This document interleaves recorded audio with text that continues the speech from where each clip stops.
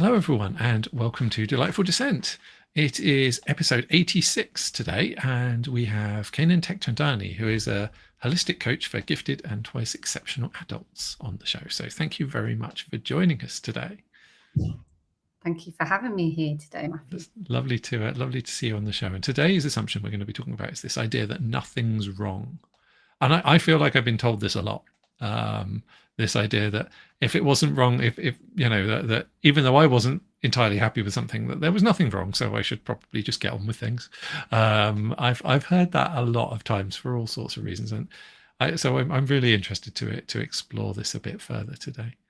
If you happen to be new to the show, Delightful Dissent is a shared exploration of something that kind of gets taken for granted or overlooked. I hope that will give you some specific ideas about dealing with this stuff that you can use in your personal or professional life. But perhaps more importantly, I hope it will give you some ideas about how you can go out there and challenge assumptions yourself. Because I think this is something that everyone should be able to do, and we should all do more regularly. The show is called Delightful Dissent because we are maybe kind of, taking on some of the standard wisdom and thinking about things differently. But it's not just about changing other people's minds.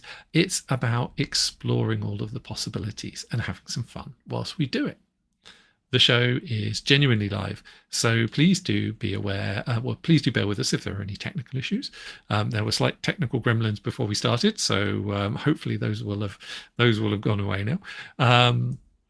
And please do be aware that there may be strong language if that's an issue for you, and also that there may be challenging and difficult topics that we might discuss. Today, those are likely to be around neurodiversity and perhaps loneliness and isolation as well.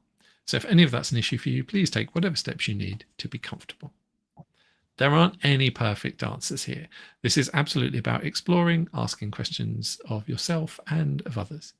If you're watching the recordings, if you're watching live, then please do ask questions in the chat and we'll see if we can bring those into the conversation. If you're watching the recordings, then there'll be information about how we can get in touch with either of us at the end of the show and also in the show notes. So we first met, I think, when we were when you spoke at the Future of Work Scotland event about being twice exceptional. I was really, really pleased to see that particular topic come up, and I particularly enjoyed your a very kind of gentle but grounded approach, and also bringing a more felt sense and emotional side to something that's often seen as purely intellectual. And I think that was really nice to see. And I was really, really pleased to get you on the show. So thank you so much for joining us. But could you maybe introduce yourself and your work a little bit, please? Yeah, so I'm, as you said, a holistic coach for adults mainly who are neurodivergent or gifted or twice exceptional. So whether they have what used to be called Asperger's or they're autistic, ADHD, but they're also highly intelligent or very talented in some way. This unique combination where we don't really get this specialist support and understanding.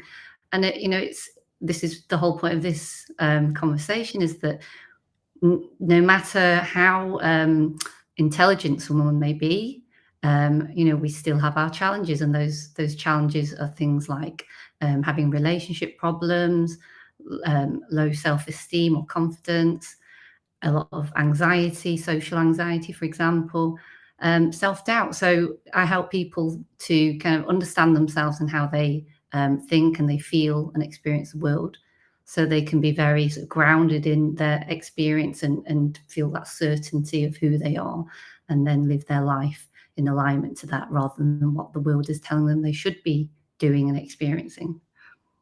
That's really lovely, thank you, and really important. I think it's an underexplored area. I don't see enough about it, and so I'm really pleased to see that you're out there and talking about it, sharing this stuff, and supporting people as well. So yeah, what is it that actually led you to do this particular work, though? How did you end up arriving at doing this? I think it found me, to be fair. I like to say it was like my dharma, my life purpose, and that it unfolded. So basically, growing up always feeling different, and a little bit lonely. Still had lots of friends, but not this sort of deep understanding by other people. And then as I got older, went to work, had found myself having to adapt who I really was so that I could fit in and also just to succeed in the world.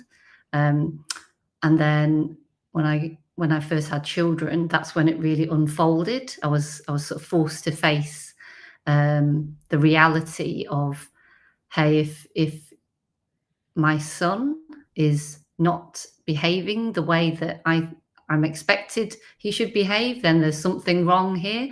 And what is it? What's going on? And not really having anyone to help me navigate that. It was like going in blind and having to Google and research and explore all avenues. And through doing that and not really finding like one person who knew everything that could help me, I went off and kind of look for tools to help our family, even without a label or a diagnosis. Got the diagnosis, autism, for my child, but then there still didn't seem to be the sort of specific type of help that we needed. There was help out there, but it didn't seem to fit our family and our needs because everyone else thought that we were fine. So what's the problem? So there's a little bit of not being believed, feeling quite alone as a parent and in yourself, feeling like you're going a little bit mental as well. Am I imagining this? Am I blowing this out of proportion? But no, after many years of looking at alternative tools, things like yoga and mindfulness and meditation plus coaching, I came to the conclusion, no, this is certainly valid, and there doesn't seem to be huge amounts of resources or people out there, professionals, who can help with our specific problem because it was quite complex and a bit different, I guess. And so it does need a quite tailored approach. You have to find the right tools for your unique family and your unique self. So that's why I thought, right, if it's not out there, I don't think I'm the only person experiencing this. Let's be a little bit brave and see if I share this, if anyone would benefit from this, if they want it, would it help them? And yeah, it turned out that yes, there is a big need for it. So I'm just trying to be of service and sharing what I know now and share the tools that have helped us with other people.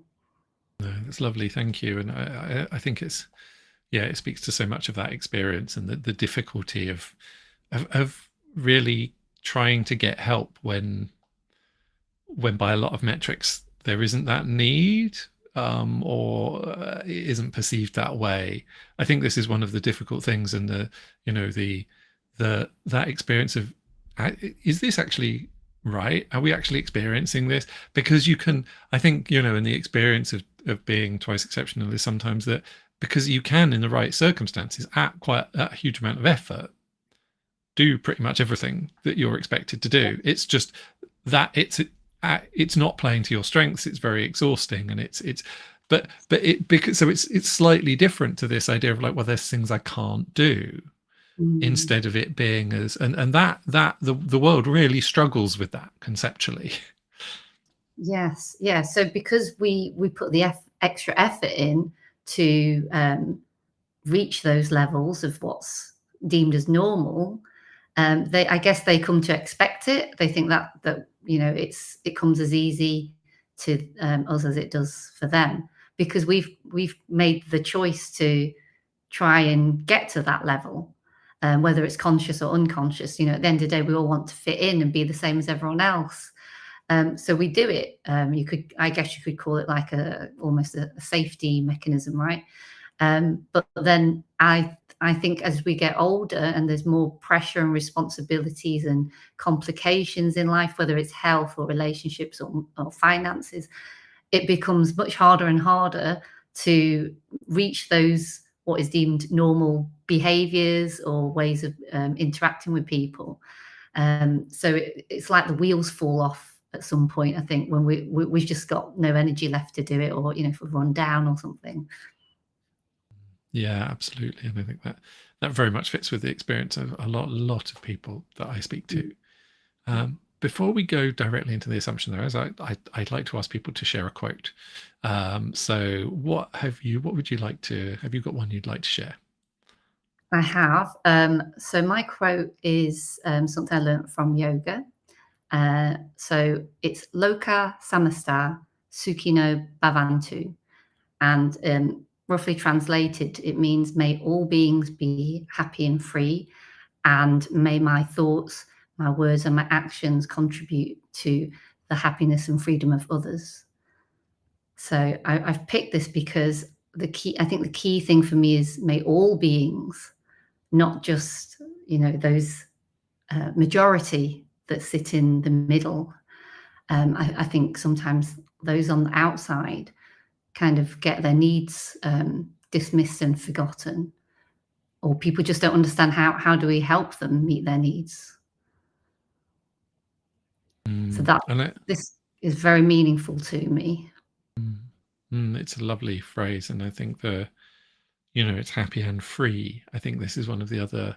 That's one of the things that very often comes up. I think particularly for twice exceptional people, I've noticed is camouflaging, masking, having to walk a very fine line and be like and appear a certain way, and spending a huge amount of effort doing that, and not experiencing that freedom, not experiencing the being themselves and being their full selves. I think one of the other things with this is, when people hear camouflaging or masking, I think they often hear kind of papering over cracks and spending effort to be to be something you're not in a certain way.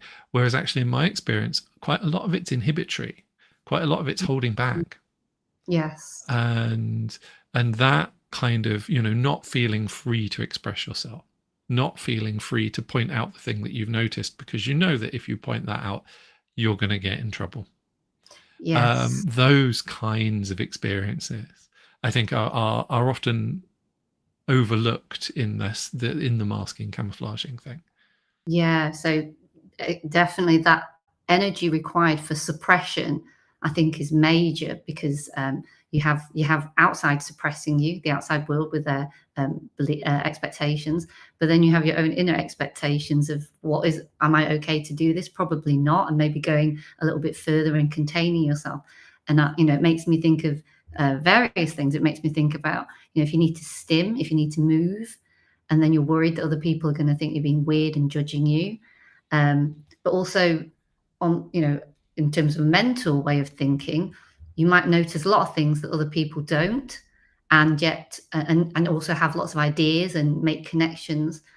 But sometimes you think, well, no one's going to appreciate this, or they're going to just be fed up with me sharing this, too much information again. So I might as well just, shut myself down, suppress all that extra information, those thoughts, those ideas.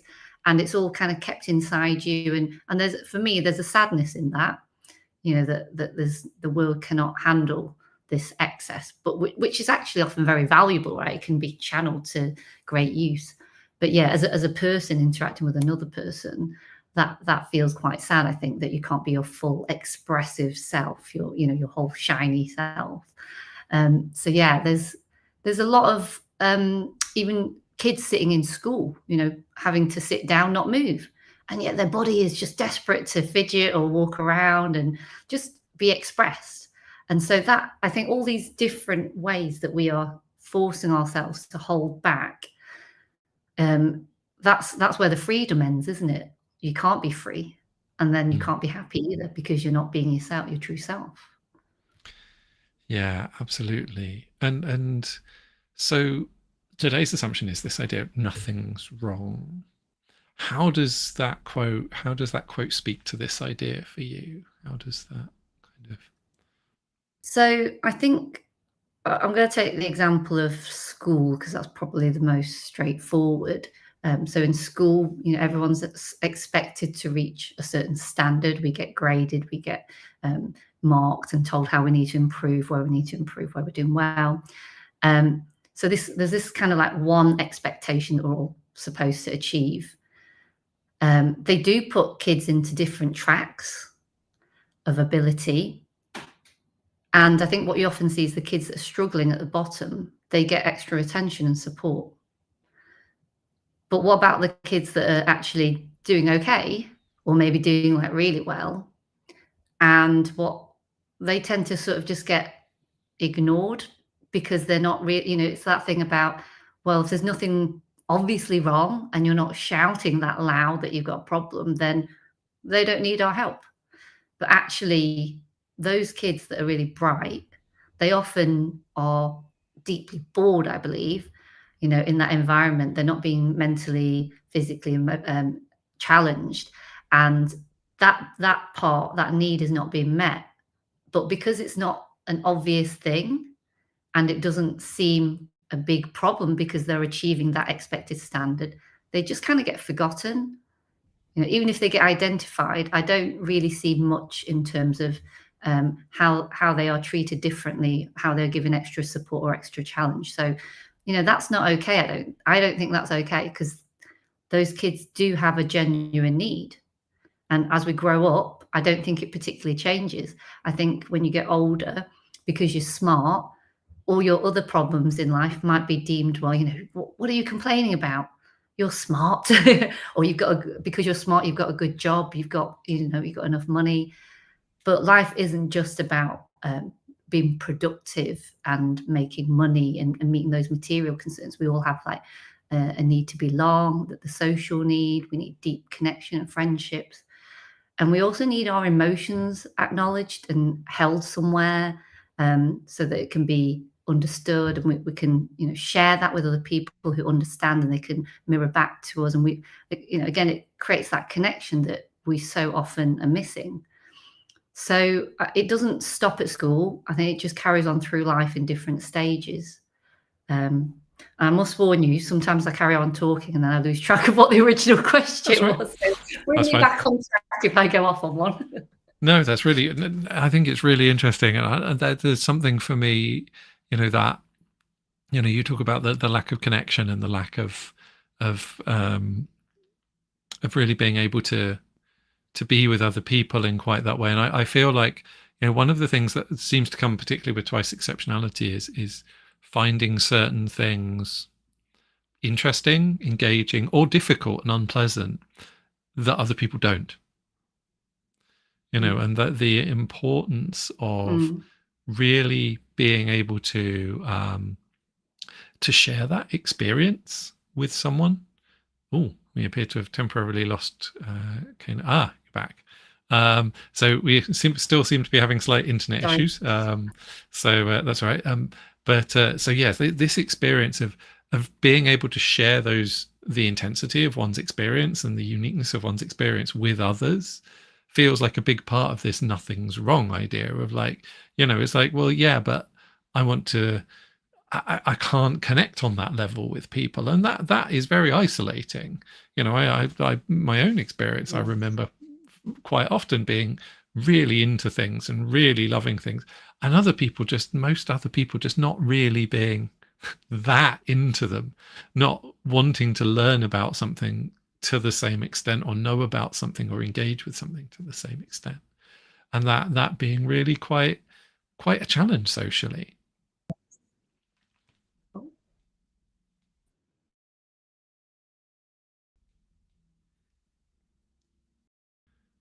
we do seem to be having that I think passion. Dare you hear me? Can hear you again now. Yes, things seem to have started working again. Okay. Yeah, it's just speaks that level of intensity, passion, that not everyone shares that with other people, unless coincidentally they just happen to have interest more than other people can handle. And so trying to find other people who share that level of passion is really hard. This is what I hear time and time again, like people feel that it's too much for them. They don't have the same capacity, and that enthusiasm can be overwhelming. So it can push people away. And again, you know, the thing that you love becomes almost the thing that isolates you a little bit more sometimes. Yeah, I mean, I think we are out there, and it's a lot of it's about going on this journey of finding our people that share the same passions.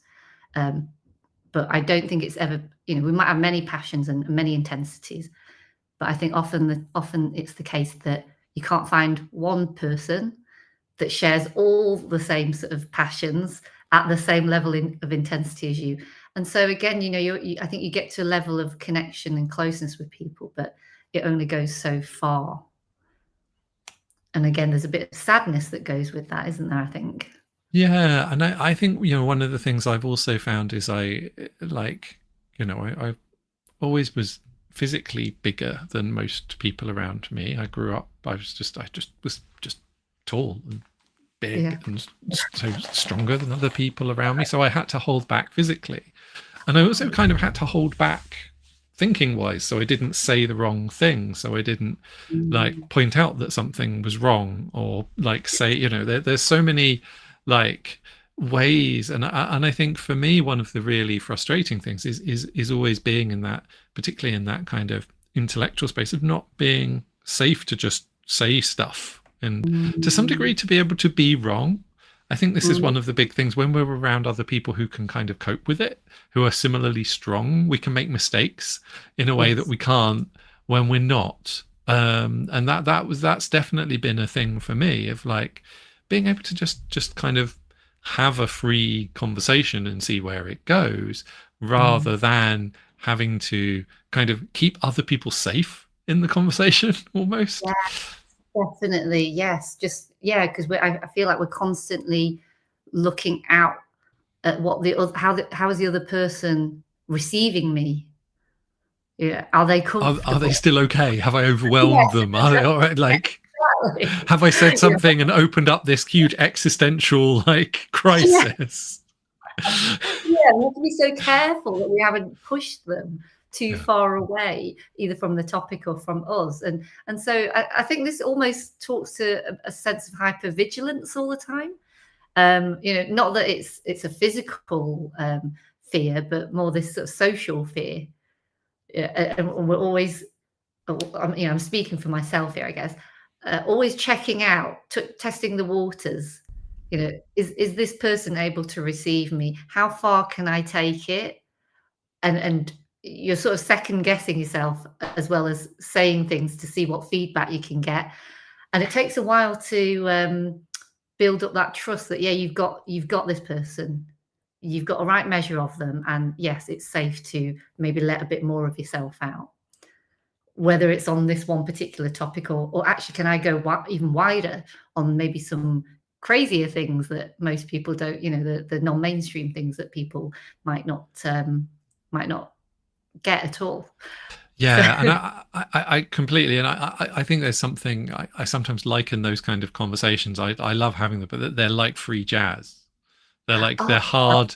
They're hard for other people to listen to. They're kind of they're you know, they bounce so fast, and they're doing so many different things that they can be quite difficult for people who aren't part of that, or see it, you know, to be able to cope with, almost to the point that they find it unpleasant to listen to or be part of. And I think that's the comparison with jazz. I'd never thought of it like that, because it is like this complex dance that you're creating in the moment. And can your partner keep up, or can the others keep up? Yeah, it really is that sort of dynamic pace, and there's a wide open space that you need to explore together. So yeah, I love that analogy. Is that the right word? I think so. Yeah, that'll do. So yeah, and interestingly, related to that comment, one of the other things that really relates for me to nothing's wrong is, well, first of all, I've always loved language, and I'm very precise with words, and that sometimes like, and I enjoy it, and it's important to me that I use exactly the right word. Yes.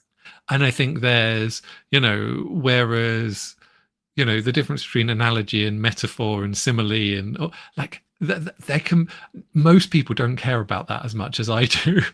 Yeah. For example. And this has also been a thing at work. You know, for me, one of the things is knowing what I could achieve, knowing what I wanted to meet, and also understanding things on a certain level and understanding certain risks on a certain level. Is I spent a lot of time trying to convince people and being told, no, that isn't a problem, only for it to become a problem in 6 months' time. Yes. And so Yes. that was always very difficult as well. And so I think that idea of nothing's wrong, when we perceive things differently, we can see certain aspects of a situation before other people. And if our perspective is rare or relatively unique even, then that dominant perspective can kind of win. It's just like, well, if you're the only one who sees it that way, then it's not a problem. Whereas Yes. I think that can be a real issue when actually in reality it quite often was, and it has been. And that for me has been a really, really big thing with that, the perception, and also just even where things weren't going to go wrong, just understanding something could be better, and Mm. wanting for my own professional satisfaction to have something work in a certain way at a certain level, and then it be like, oh no, we're done with this, it's finished, it works. Yes. Oh, there's so much frustration. And, I'm viscerally feeling the frustration of when you can see things that other people just can't, and you almost can't even explain it to them, because even if you did, they still wouldn't get it. They don't believe you. It's because it's not here and now. And yet maybe we've jumped, we've like kind of puzzled pieced the puzzle together, and we're already over there, and we can see, well, clearly this is what's going to happen. um well, almost like, reading a crystal ball, but it's almost like maths. You add it up and it makes sense to you, but no one else can see it, and there's huge frustration in that. And when they see it as a problem as well, I think that adds to the sense of frustration, because I think for us, I don't know about you, but I feel like we're problem solvers, and we see the problem further in advance of others, and we're already trying to come up with solutions. But for other people, it's almost like, you're just giving me more problems to deal with, and we haven't dealt with these yet. So you almost, the rejection of what you can see, it just feels very dissatisfying, doesn't it? It's dissatisfying. I mean, I think it's more for me. It's and you touched on like frustration. Definitely, I think the other side of that is anxiety. It's like it's frustration for the things that are attractive that we don't get, because we like the good stuff that I know we've missed out on because we haven't done this, and anxiety producing for the bad stuff that's happened that I know we could have avoided. Yeah. And that you're just like, it's like, no, there is an iceberg dead ahead. It's like we could turn now, Yes. and instead, no, we have to crash into the iceberg and find out. And I think Yes. that for me is one of the enduring frustrations at all levels, often, of this Mhm. idea of, and I don't really think it's. I mean, it's not so much a privileged view in the sense that seeing more necessarily, but it's definitely seeing different things, Mm. and either seeing with a greater breadth or a greater depth. Mm. Um, and I think that can be those both of those things can be really, really a struggle for others to engage with. And I think it's such a quick response of like, oh no, well, if I don't understand it, if I can't see it, if I can't understand it, then it's not reality. It's not Yes. anyone's reality. Yes. Or it's just not bad enough is often how I see it. It's It's not not a painful enough. priority. Yeah, completely. But I'm curious to ask you, so how do you deal with that? Because for me, it's a constant practice of letting go, of having to practice letting go of so much. But I'm curious how you do that. What's your way of Uh, dealing with it? Yeah, I think there's two sides. There is definitely a letting go, and there is also a being with the feelings and being like, okay, well, what can I do about it in the circumstances that what how can I ground that out in something I can actually use and do something about? Mm. Like, what does that mean for me? and taking that whole situation into account. It's like, well, if I believe this and it's like, does that mean that maybe I don't want to work in that way or work with that person in that way anymore? And I think the other side of this, primarily from a professional perspective, partly because in my social life I just don't choose to spend time with people who invalidate my perspective like that anymore. That's quite a strong boundary for me. But in a professional context, it's setting up a situation where I know people can be more receptive. So it's like, what do you need to get to the point of this understanding? And only really working, so for example, I wouldn't necessarily choose to work one-to-one with an organization or with an individual who wasn't kind of ready to hear this there or thereabouts. I've got other stuff that they can watch stuff or read stuff or to get to that point. And I think for me, that's so I'm not having to sell myself. And I think that for me has been a really fundamental shift. It's like, I'm going to work on the assumption that I am valid. I'm going to, and like I say, that's a really fundamental shift. It's only come about in the last few years. But that I'm going to work on that this perception is real and is at least as valid as anyone else's, and for me anyway, and work with that. So I think that for me has been the really big shift, and kind of being able to trust that and develop a trust in it. And what's interesting is that I've trusted it more, other people have too. Yes, that resonates a lot. It's definitely begins with us, doesn't it?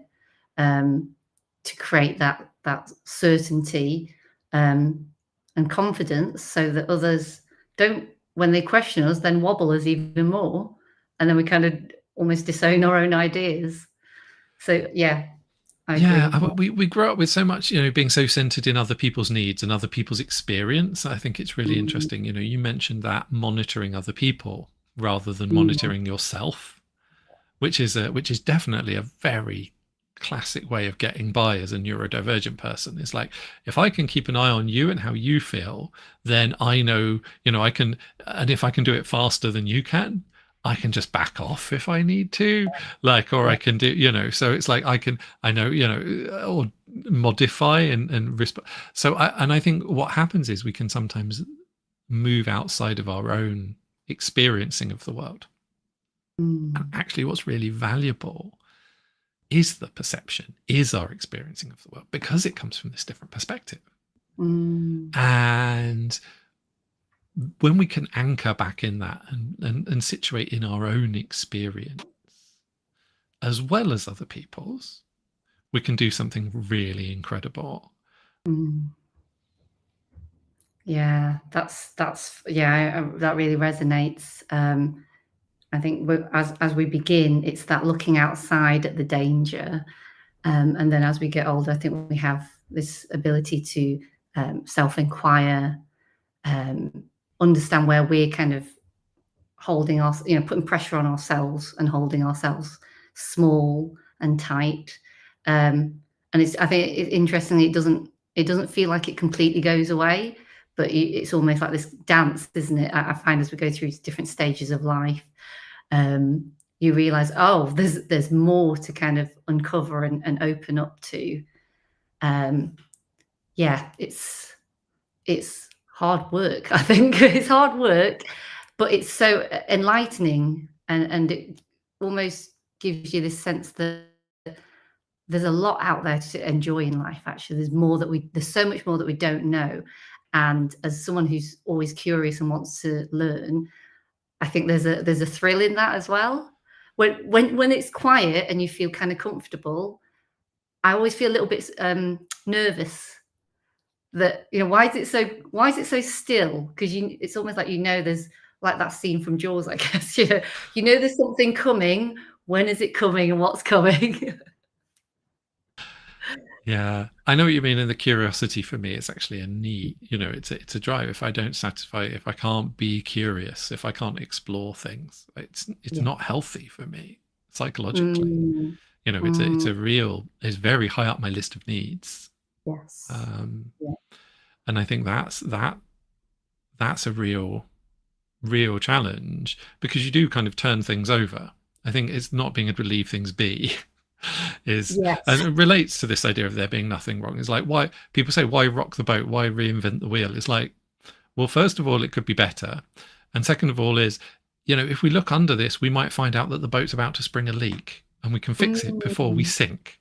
That was the, and I think, really having that drive, that interest, that curiosity itself is actually a difficult thing to, I think sometimes the curiosity is seen as poking at things that you shouldn't poke at because they might go wrong. Yes, I think the term that comes to my head is annoying. I think that's how it comes across to other people, that, why can't you just let it lie? It's fine. Why do you keep annoying me with this? I guess I'm thinking of, maybe when it stopped when you're young, and that question of, but why? But why? Because it's still, you're not satisfied because there's more. I mean, I love the why game. It's actually something I like. I look forward to playing with kids, and I think I'm the only, I don't know many people. There's a few kids who have just been like, where we finally got to the point where they're like, oh, okay. And you're like, yes, I've won. That takes stamina. It does, but yeah, I think, but but I enjoy that. That's the point. I think it's that there's a huge degree of fun in that for me, and being able to follow those links and being able to follow up and being able to do that. Yes, I think it's like sometimes you need that mental sparring, don't you?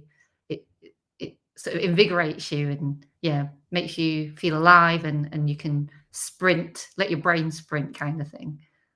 Yeah, and the sharp, to be sharp, and I think in every sense, I think that's one of the things, is knowing that we can be sharp as people to deal with, and that's absolutely okay. I think you can be kind and be sharp. Yes. And I think that's often something that we don't think societally tends to go together very often. I think maybe it's one of those things that you have to find balance in. But I mean, I don't think we all have the gift of being able to navigate that perfectly. I certainly haven't. But it's kind of like this constant balance, isn't it? Of, oh, am I going too sharp, too soft? This ever dynamic flow again. Yeah. And different people, different situations. Yeah, and I think this is one of the interesting things for me is it's not about being able to be like all of that, like 100% on all the time. Partly because it would be exhausting. When I spend time with people whose brains work like mine, and we do that, and we just, we'll talk for like 2 or 3 hours, and then be like in complete silence, or have a nap, or go for a walk and not say anything, like, because you can't be in that mode all the time. Yeah. But the point is to be able to have it available if and when you want to be in it. And I think that for me has been because we learn that it's unsafe anytime. We learn to never go there. And it's about having the option for me.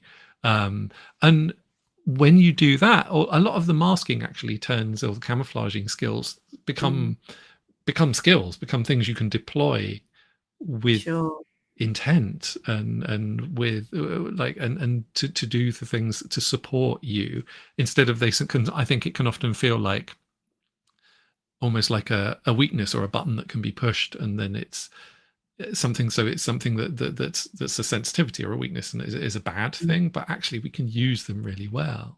And one of the things about the camouflaging is I'm really pleased I can consciously camouflage. I can consciously pass, because if I choose to do so, it means I can participate in spaces where most autistic ADHDers wouldn't be welcomed. And so I can advocate, and I can share my own experiences, and I can do that to audiences who wouldn't otherwise be receptive. And to get into spaces and create change that I wouldn't otherwise be able to do. Yeah, it's kind of going from that it's an unconscious reaction to becoming conscious of it, to then being able to be skillful and decide when it's helpful and when it's not helpful. That journey, I think, I've definitely gone on that journey myself. And like you, I've been able to use it to my advantage to raise awareness and practice speaking and sharing about this different way of thinking and experiencing the world. So it's definitely got its benefits. I think it makes us more adaptable and resilient. Maybe at the beginning it's hard work, but I think when you persevere and you can take care of yourself, it actually becomes another strength, isn't it? Another gift that skill that we've developed.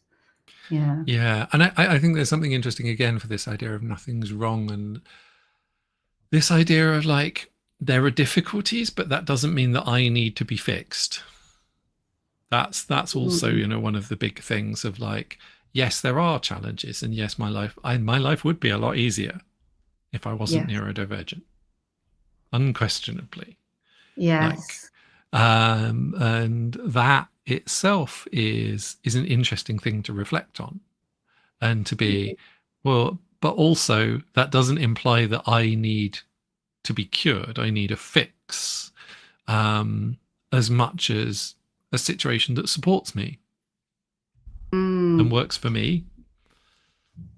I agree. I don't think anyone needs fixing. I think it's more a case of that knowing yourself again, knowing that we all, whether neurodivergent or not, have strengths and weaknesses. And I think just that when you're neurodivergent, it's more extreme. And when we become aware of it, what are we going to do about it? Can we identify the weaknesses and strengths, and can we support those weaknesses in some way, whether it's someone else supporting us or we develop our own way of supporting ourselves, but also recognizing that those strengths, those gifts, they're not to be, that they are potential. They're not to be wasted. While I think society spends so much time worrying about the things that are wrong that need fixing, that we completely forget about that other aspect.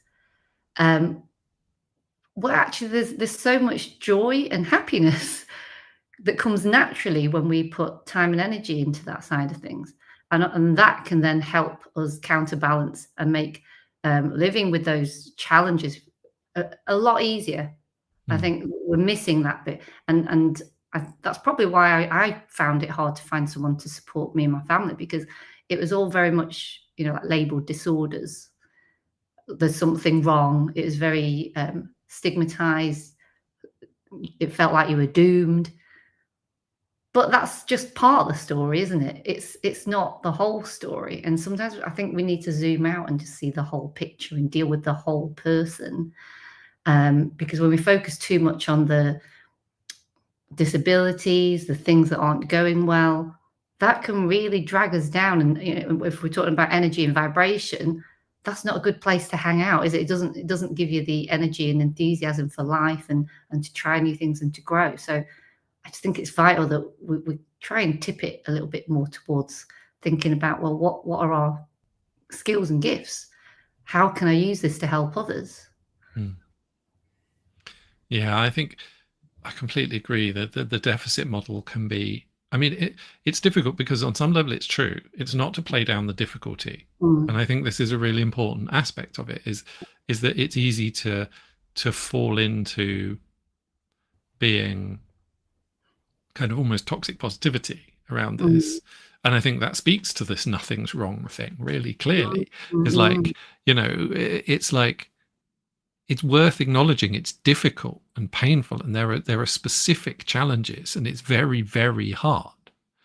And yet just engaging with the deficits, just focusing on the deficits, doesn't seem to make it that much easier.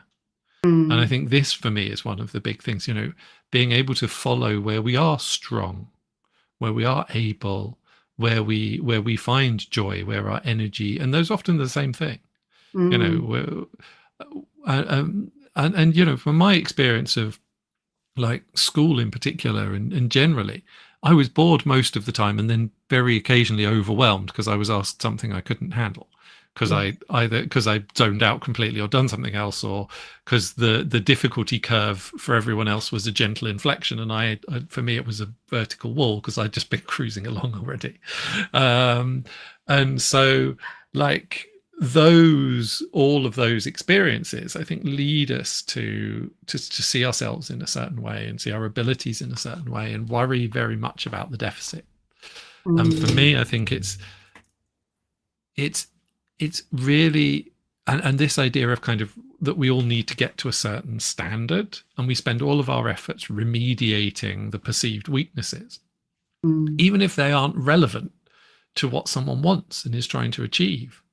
Yes. And I think for me, that's one of the really big things. It's like, yes, we can look at like building up skills and remediate, but are they getting in the way of what the person is actually trying to do and is actually trying, of them meeting their own needs?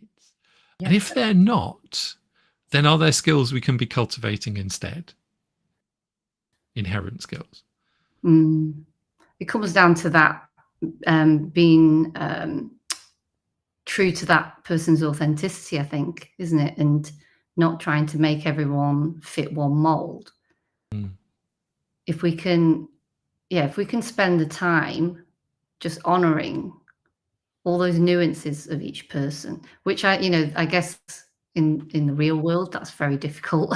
It's very difficult for anyone to try and make everything bespoke to each person. But I think just being open to that idea, having that intention, would be super helpful if we actually went around in our interactions with that as part of our approach, rather than having this fixed kind of mindset or expectation. It just gives us all a little bit more room to maneuver and be our true selves, right? I think. Yeah, I think I love that idea. Room to maneuver is absolutely it. And actually, I think this is another, there is another aspect of this that's about how much we can. One of the things I think I've learned to hold, one of the reasons I learned to hold back, is because people would assume if I could work at that level at one time, I could always work at that level. Yes. And for me, it's so contextually sensitive that sure. I wouldn't be able to show up in a different context and do that. And then, then people would be disappointed or upset, or would normally, I mean, I think, I wasn't applying myself. I was being lazy. That's what that's what it shows up as in school reports. Yes. Whereas actually it's like, no, contextually, I'd slept really well one day and I was really able and was in a group of people who I could trust. I could do that. And then the next time I wasn't. Yes. But on the surface, if it looks like the same thing. Yes. Yeah. And that's where the trouble is, isn't it? It's so, everything I find is actually, there's more to it than what the surface presents. But it feels also like the world that we're living is so fast paced. People don't tend to, it seems like they don't have the time or want to slow it all down and just really, take our time getting to understand things without judgment, just questioning, this kind of curiosity. I just find that is missing. And even, I'm guilty of that myself sometimes, because you're just in this rush of surviving the world, So I think it's really helpful if we could just allow people to the luxury of time, the luxury of understanding, rather than immediately judging and labeling them something, because that affects a person's whole future, the trajectory of their future, doesn't it? Like when they start being labeled like that from a young age, and then continuously they start internalizing it all, and that has so many detrimental effects on their mental health, their physical well-being, and therein lies another part that prevents their potential from being reached, because they don't actually think they've got any potential, because they were told, just lazy, you don't have the ability, you're wasting yourself. And I think those of us who are adults who heard those messages growing up, also it's really worth sitting with that, spotting when it is that internalized message, when we have done that, and seeing how true that really is, because I don't think it's that Mm, true that often. I don't think it's a fair judgment very often, actually, about mm, our experiences at all. And so I think being able to understand that, okay, well, that's where this came from. It was I was misunderstood. mm. My abilities were, but I can develop that. I can kind of take on, if I choose to do so, if I happen to have the space to experiment and the energy to experiment, I can use it for that if I like. Mm. That feels like a really positive way of being able to engage with it.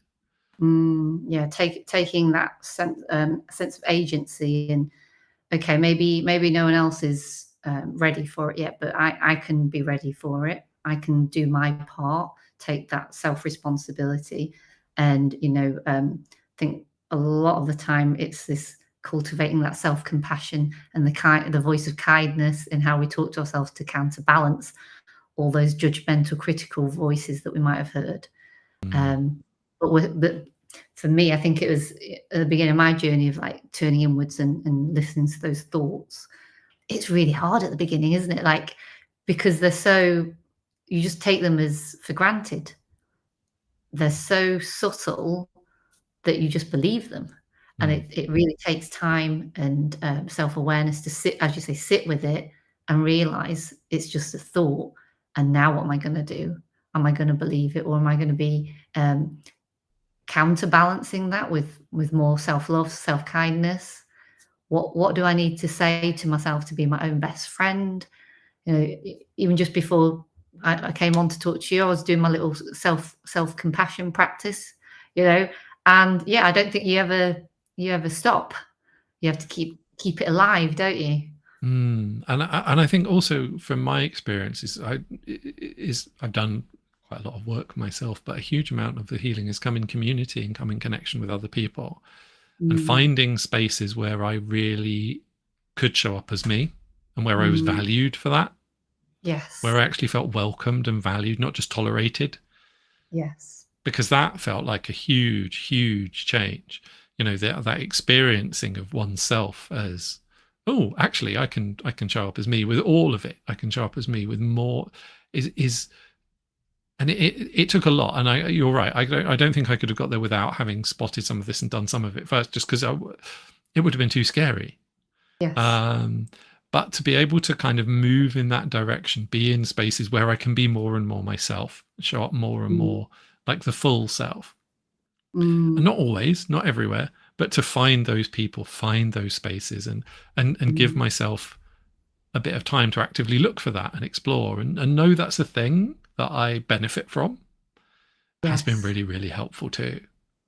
Yeah, so many questions. So I'm curious, like, where have you found you feel that sense of belonging?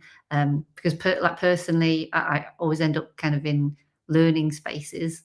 Um, the most recent one being the gifted profiling one, where it's such a joy to spend time with other gifted and twice exceptional people doing the thing we love, learning and exploring ourselves. And it was super safe, and we felt it was okay to not do things perfectly, to just try, that sense of acceptance. So I'm curious, where do you find that sense of safety and belonging?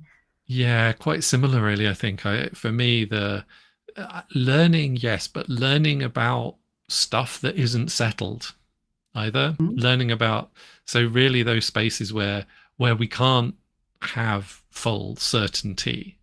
So the yes. curiosity is always kind of needed, and being with other Mm, people who are drawn to those spaces, and realizing in some ways I always have been. mm, The other spaces I'm always most comfortable in is liminal spaces, edge spaces, is at the mm, margins, and people yes, who are used to being at the margins. Um, yes. I'm much more comfortable there. And I think realizing to some degree that that's my home, and Mm, that's where I'm always going to be more comfortable, instead of that idea that is like you go to the margin and then you get back to this place of certainty and established whatever, and mm, that's where you're trying to be all the time. I just mm. visit that space. Yes. It's the opposite way around for me. Pushing the boundaries. We're always pushing outwards, aren't we, and Yeah. expanding. And that's the comfortable space for me, Yeah. actually, that my comfort is that kind of more dynamic thing, and it's going to be changing, and I'm not looking for that fixity, even though that's the message that I've been told I should be seeking, but actually, no, it is always change. It is always the margins. It is always the kind of weird stuff that doesn't quite fit, doesn't quite make sense yet. Yeah. Those spaces are the spaces where I am actually fully myself and comfortable. Yes. And this makes me think of, one of those things that happens to people who, in terms of their career, who get bored because they can't stay comfortable in that place for too long. And so they have to keep changing careers or areas. And then they get that label. You can't stick to anything. Yeah, well, I mean, I studied psychology because I got bored with the day job, so I can't really. It's a thing. Normal, isn't it? It's just normal, but if you don't realise it's normal, you can be told a different message. I think is what I'm trying to say. You get told that it's a bad thing, that you can't stick to one thing. But yeah, as I've been learning and sitting in this space, I have really embraced the fact that we need that change. It's very healthy for us. It's almost like your body saying to you, well, if you're bored, it's time to go and seek the next thing, because that's where your growth is. That's where you can contribute. Because if you're bored, I think it's very difficult to contribute to others, because you just haven't got that enthusiasm and that passion, have you? Yeah. No, it's not a good place to be. And I think as a summary, actually, I think that's a really lovely place to start wrapping up. That idea of being allowed to follow that need for change and for changing your own circumstances and creating change in the world is absolutely lovely. Yeah. Thank you very much for being on the show and for sharing all of your wisdom and approaches to this and your experiences as well. Really, really helpful and useful for me, let alone anyone else. So thank you. Oh, thank you, Matthew. It's been really, really good to talk to you in this exploratory way, which is, I think, we both enjoy. So thanks for having me and spend this time with me. Yeah, and if people want to get in touch with you, we've got your website up there. Do you want to say anything about that? The kind of how you'd like people to reach out and get in touch, or the kind of things you'd like to do? They definitely can go on my website and have a look at a bit about me, get a feel for how I work, my vibration, if you want to call it that. I've got some free resources on there which they're free to try. But I do love connecting with people on LinkedIn as well. So if people want to connect with me on there, I try to share bits of my brain and thoughts on there. So it'd be a delight to connect with people who are like-minded there. Lovely. Thank you so much. So yes, please do reach out if this resonated for you. Please do reach out and get in touch, or share it with someone you think would benefit from it as well, and share it with someone you think would benefit from it. It really is your support out there that has made this show possible, because there are past episodes available on YouTube and LinkedIn, but there are unlikely to be too many of exactly this show anymore, because this is probably the last episode of Delightful Dissent. It's certainly the last one that I plan to do anytime soon. I'm going to be taking a slightly different approach, maybe more directly talking about neurodiversity. If you've watched the last few episodes, you'll notice that that's become a very explicit theme. And since I started Delightful Dissent, it has become one of the main themes of my work as well. So it's something that I want to carry on talking about and sharing stuff. So I'm not gonna stop making videos and sharing stuff and everything, but it's gonna look slightly different, I think. So please do keep an eye on everything. If you have any ideas or particular suggestions, I would love to hear from you about the kind of thing you'd like to see. So that would be really, really useful. Please do get in touch by whatever means. Drop me a message, drop a comment on the video, whatever you think. But yeah, so I will hope to see you with something else very soon. But in the meantime, go out there and make some delightful dissent of your own. Thanks and goodbye.